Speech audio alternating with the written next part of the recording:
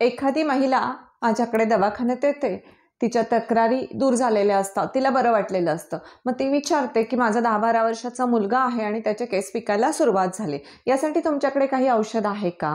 जर तुम्हाला लहान वयात केस पिकण्याची समस्या असेल आणि केमिकल हेअर डायच्या ऐवजी तुम्हाला नॅचरल हेअर डाय वापरायचा असेल केस कलर करण्यासाठी, तर हा व्हिडिओ तुमच्यासाठीच आहे. आयुर्वेदानुसार केस पिकणे म्हणजे पालित्य. हे लक्षण शरीरातील पित्तदोष असंतुलित झाल्यावर आपल्याला दिसून येतं. मागील एका व्हिडिओमध्ये मी पित्तदोष वाढण्याची कारणे काय, पित्ताचा प्रकोप कशामुळे होतो, त्यासाठी कोणती औषधं वापरावीत, पंचकर्मामधील कोणती चिकित्सा करावी, कोणते पथ्य पाळावे, या सर्वाचं विवेचन केलेलं आहे. आजच्या व्हिडिओमध्ये आपण नॅचरली केस काळे करण्यासाठी 2 स्टेपमध्ये मेहंदी पावडर आणि इंडिगो पावडर यांचा वापर कसा करायचा, त्याचबरोबर नॅचरल हेअर डाय आणि केमिकल हेअर डाय यांचे फायदे तोटे व कमी वयात केस पिकण्याची समस्या, त्याची कारणे आणि त्यावरील उपाय, आणि सर्वात शेवटी अशा आयुर्वेदिक वनस्पती ज्या केशा आहेत, म्हणजे तुमच्या केस चांगले ठेवतात, केस वाढायला मदत करतात, लवकर पिकून देत नाहीत, केसातील कोंडा खाज ही लक्षणं कमी करतात, आणि अशी एक वनस्पती तिचा रस लावल्याने टक्कल पडलेल्या जागेवर पण केस उगवतात. या सर्व गोष्टी पाहणार आहोत. त्यासाठी हा व्हिडिओ शेवटपर्यंत पहा आणि श्री निरामय आयुर्वेद घरोघरी आयुर्वेद या आपल्या चॅनेलला सबस्क्राईब केलं नसेल तर प्लीज जरूर सबस्क्राईब करा. केसांना जर केमिकल शिवाय काळा रंग यायला हवा असेल तर 2 स्टेपमध्ये केस कलर करावे लागतात. स्टेपमध्ये मेहंदी वापरायची आहे. ह्याला आयुर्वेदामध्ये मदयंतिका असं म्हटलंय. मेहंदी ही गुणाने थंड आहे, लघु आणि वृक्ष आहे. इनर्मिस असं लॅटिन नाव असलेली मेहंदी केसातील खाज कमी करते, केसांना रंग देते, त्याचबरोबर अनेक त्वचा रोगांसाठी पण ती उपयोगी आहे. शरीरात जर जळजळ वाढली असेल तर हातापायांना मेहंदीचा लेप देण्याची पद्धत पूर्वीपासून आहे. मेहंदीच्या गुण ॲस्ट्रिंजंट सारखे काम करतात, त्यामुळे डोक्यात जर छोट्या छोट्या जखमा असतील किंवा कोंडा असेल तर तो कमी करण्याचं काम सुद्धा मेहंदी करते. ताप, कावीळ, लघवीची जळजळ यासाठी मेहंदी पूर्वीपासून वापरली जाते. ही बहुगुणी मेहंदी भिजवताना तुम्ही आमचं एक मेहंदी चूर्ण येतं, त्याच्यामध्ये मंडूर, आवळा, नागरमोथा इत्यादी औषधद्रव्य आहेत, ते पाण्यात घालून उकळायचं. ते उकळल्यानंतर पाण्याला असा छानसा काळा रंग येतो. ते पाणी थंड झाल्यानंतर त्यामध्ये मेहंदी भिजवायची. यामध्ये तुम्हाला जर हवं असेल, तुमच्याकडे उपलब्ध असेल तर जास्वंदीची फुलं, कोरफड याचा देखील तुम्ही वापर करू शकता. आणि त्यानंतर मेहंदीची वृक्षता कमी करण्यासाठी मेहंदी भिजवताना त्यामध्ये 1 चमचा तेल घालायचे. त्यानंतर हे भिजवलेलं मेहंदी पावडर जी आहे ती आपल्याला 1-2-3 तास ठेवायची आहे. रात्री भिजवून सकाळी सुद्धा तुम्ही मेहंदी वापरू शकता, असं केलं तरी देखील चालेल. त्यानंतर ही मेहंदी केसांना व्यवस्थित लावायची आहे, केसांच्या मुळापासून लावायची आणि एका प्लास्टिकच्या कॅपने झाकून ठेवायचे, म्हणजे मेहंदीला ड्रायनेस येणार नाही.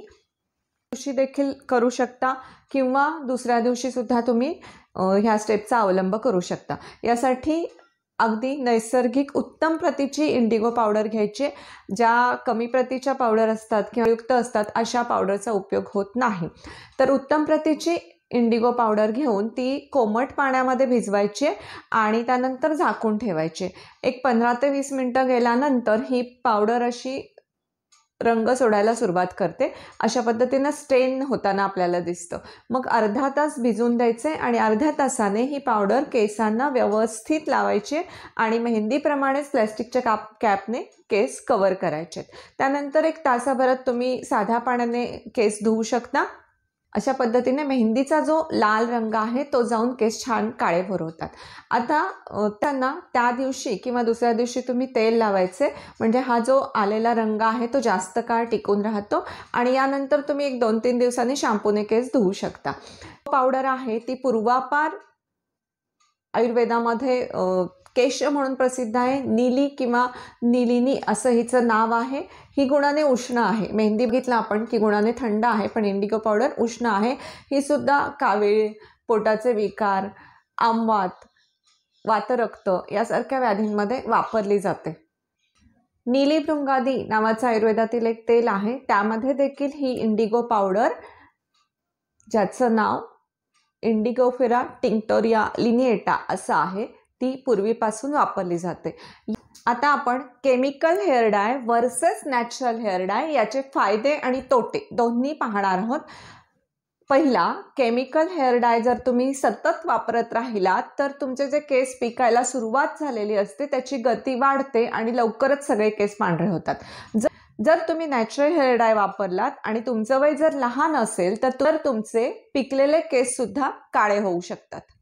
केमिकल हेअर डायच्या वापरामुळे केस गळणे वाढू शकते. एखाद्या व्यक्तीला केमिकल हेअर डायची ॲलर्जी असू शकते. नॅचरल हेअर डायमधल्या मेहंदी, इंडिगो पावडर, सैरेक, ज्याच्याविषयी मी पुढे सांगणार आहे, तर या गोष्टी वापरल्याने तुमचे केस गळणे कमी होतात, केसातला कोंडा कमी होतो आणि याची ॲलर्जी कुणालाही असत नाही.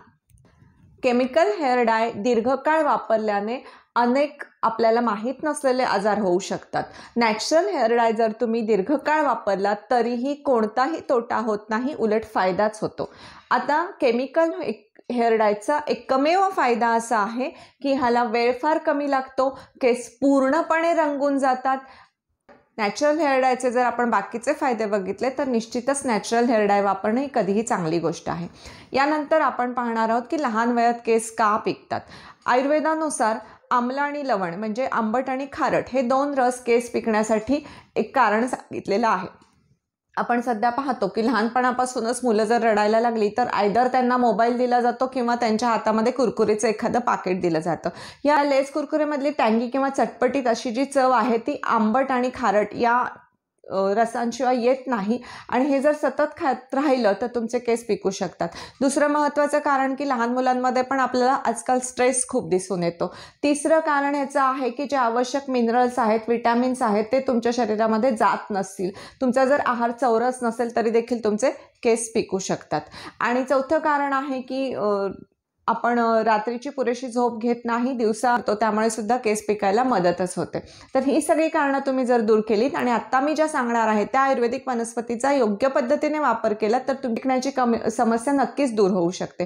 तर यानंतरची तिसरी औषधी वनस्पती आहे आपल्या सर्वांच्या बघण्यात असलेली, जिला सैरेक असं म्हटलं जातं, पिवळी कोरंटी. याची पानं जर तुम्ही अशी चुरडून बघितली तरी सुद्धा तुमचा हात काळे झालेला तुम्हाला दिसून येतो. या पानांचा रस काढून याच्यामध्ये तुम्ही इंडिगो पावडर किंवा मेहंदी पावडर भिजवू शकता. त्यानंतर या रसामध्येच तेल घालून ते तेल सिद्ध करून जर केसांना लावलं तर केस काळे जास्त काळ राहतील, पिकलेले केससुद्धा पुन्हा काळे होतील. त्यानंतरची औषधी वनस्पती आहे माका. भृंगराज या नावाने हा ओळखला जातो. भुंग्यासारखे सुंदर केस माका वापरल्याने होतात. तर हा जो माका आहे तो जर ओला उपलब्ध असेल तर तो जास्त उपयोगी आहे. ओल्या माक्याचा रस तुम्ही 1 चमचा खडीसाखरेबरोबर रोज सकाळी घेऊ शकता. याने सुद्धा लहान वयात पिकलेले केस पुन्हा काळे होतात. त्याचबरोबर भृंगराज तेल वापरलं जातं. हे तेल नसासाठी देखील तुम्ही वापरू शकता. इतर अनेक आजारांमध्ये, कावीळ, यकृताचे काही विकार असतील तर अशा आजारांमध्ये सुद्धा माका अतिशय उपयुक्त अशी वनस्पती आहे. याचा रस तुम्ही केसाला लावू शकता, याने देखील तुमचे केस काळे होतात. त्यानंतरची 5वी आणि शेवटची वनस्पती आहे निर्गुंडी. ही वनस्पती आपण साधारणपणे वातासाठी किंवा कुठे काही सूज आली असेल तर आपण वापरतो. ही वनस्पतीसुद्धा केस उगवणारी आणि केस बळकट करणारी अशी सांगितलेली आहे. छान संदर्भ मला मिळाला. मासे तळून उरलेलं जे खोबरेल तेल असतं त्या तेलामध्ये या निरगुडींचा रस मिक्स करायचा आहे, निरगुडीच्या पानांचा रस मिसळायचा आहे आणि ते जे मलम तयार होईल ते जर तुम्ही टक्कल पडलेल्या ठिकाणी लावलं तर अशा ठिकाणी केस उगवू शकतात. किंवा ह्या निरगुडींनी सिद्ध केलेलं तेल जे आहे ते सुद्धा आपल्याला केस गळणं थांबवण्यासाठी, नवीन केस उगवण्यासाठी आणि केसातला कोंडा कमी करण्यासाठी उपयोगी आहे. आजची माहिती तुम्हाला कशी वाटली ते मला कमेंट बॉक्समध्ये नक्की सांगा आणि चॅनलला जरूर सबस्क्राईब करा. अशाच माहितीसह पुन्हा भेटूया. धन्यवाद. आपण डॉक्टर दीपाली घाडगे यांच्याकडून आयुर्वेदिक उपचार घेण्यास उत्सुक असाल तर 94 23 20 38 40 या नंबरवर सकाळी 11 ते 3 या वेळेत कॉल करून आपली अपॉइंटमेंट घेऊ शकता. डॉक्टर दीपाली घाडगे, BAMS मुंबई, आहार तज्ञ. या स्त्रियांच्या विविध तक्रारी, PCOS यामध्ये पाळी वेळेवर न येणे, जास्त महिन्यांनी येणे, अजिबात न येणे, जाडी वाढणे, गर्भाशयातील गाठी, ओव्हरी म्हणजे अंडाशयातील गाठी, अतिरिक्त रक्तस्राव, पाळी जाण्याच्या काळातील तक्रारी, ॲनिमिया, हाडांच्या तक्रारी, कॅल्शियम कमी असणे, युरिक ऍसिड वाढणे, थायरॉइड, मूल न होणे, तसेच कंबर दुखणे, गुडघे दुखणे, संधिवात, वातरक्त, फ्रोझन शोल्डर, मूळव्याध, मूतखडा, आम्लपित्त, जुनाट त्वचा विकार, जुनाट सर्दी, बालदमा, दमा इत्यादी रोगांवर यशस्वी आयुर्वेदिक उपचार करण्यासाठी प्रसिद्ध आहेत. तसेच औषधांनी बऱ्या न होणाऱ्या व्याधींसाठी शिरोधरा, बस्ती, वमन, विरेचन, नस्य रक्तमोक्षण, कटिबस्ती, नेत्रतर्पण या पंचकर्मातील उपक्रमांद्वारे रोग मुळापासून बरे केले जातात. प्री वेडिंग म्हणजे लग्नाआधी आरोग्य, सौंदर्य, स्फूर्ती आणि तजेलदारपणा वाढवण्यासाठी शरीराचे संपूर्ण डिटॉक्सिफिकेशन पंचकर्माद्वारे केले जाते. सुप्रजा निर्मितीसाठी सुदृढ, बुद्धिमान बाळ जन्माला यावे म्हणून प्रेग्नेन्सी राहण्याआधी पंचकर्म केले जाते. शास्त्रोक्त पद्धतीने तयार केलेली आमची काही उत्पादने गुलकंद, शतावरी कल्प, ब्राह्मी कुशाग्र कल्प, केशकांती तेल, हर्बल शिकेकाई पावडर, मेहंदी, शतधौत घृत, सुगंधी उटणे, फेस पॅक, आयुर्वेदिक साबण इत्यादी उपलब्ध आहेत. याची किंमत डिस्क्रिप्शन बॉक्स मध्ये दिलेली आहे. आपणास डॉक्टर दीपाली घाटगे यांच्याकडून यशस्वी आयुर्वेदिक उपचार घ्यायचे आहेत असा ठाम निर्णय झाला असेल तरच फोनवर किंवा प्रत्यक्ष संपर्क साधावा आणि वेळ घेऊन यावे. येताना आधीचे सर्व रिपोर्ट्स म्हणजेच सोनोग्राफी, MRI, रक्त तपासणीचे रिपोर्ट, यापूर्वी घेतलेल्या उपचारांची माहिती आणि सर्व बाबी घेऊन याव्यात. सुरुवातीला प्रत्यक्ष येणे आवश्यक आहे, पण अपरिहार्य कारणांमुळे येणे शक्य नसेल तर ऑनलाईन कन्सल्टिंगसाठी 94 23 20 38 40 या नंबरवर फॉर ऑनलाईन कन्सल्टेशन असं मेसेज करावा आणि ऑनलाईन अपॉइंटमेंट फिक्स करावी.